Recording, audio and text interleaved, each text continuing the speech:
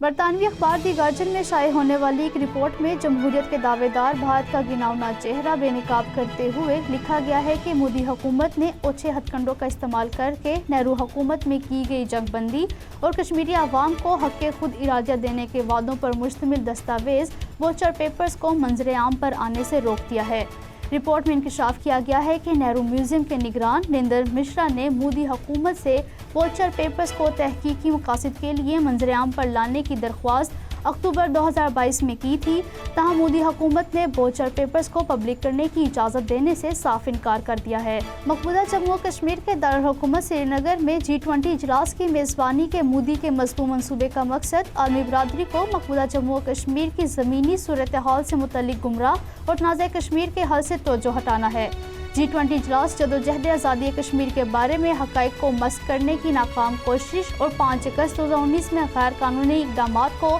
قانونی حیثیت بھی دینا ہے۔ کل جماعتی حریت کانفرنس کے رہنما میر شاہد سلیم نے کہا ہے کہ بھارت ایک منصوبہ بند سازش کے تحت کشمیری عوام کو جبر و استبداد کا نشانہ بنا رہا ہے۔ تجاوزات کے نام پر لوگوں کو ان کے گھروں سے بے دخل اور ان کی املاک کو مسمار کیا جا رہا ہے۔ PDP سربراہ محبوبہ مفتی نے بھارتی وزیر خارجہ ایس جے شنکر سے اپنے پاسپورٹ کے حصول کے لیے مداخلت کی درخواست کرتے ہوئے لکھا ہے کہ وہ گزشتہ 3 برسوں سے اپنی والدہ کو فریضہ حج کی ادائیگی کے لیے پاسپورٹ کے اجرا کا انتظار کر رہی ہیں۔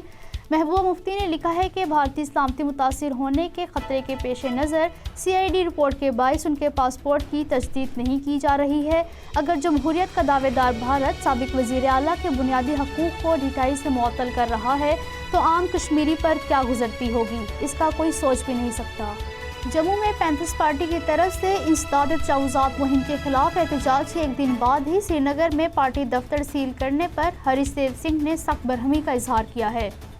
بھارتی ریاست راجستھان میں ایک سڑک حادثے میں 3 کشمیری جہانگیر احمد نائکو، محمد یوسف بٹ اور شوکت احمد وانی جاں بحق ہو گئے ہیں۔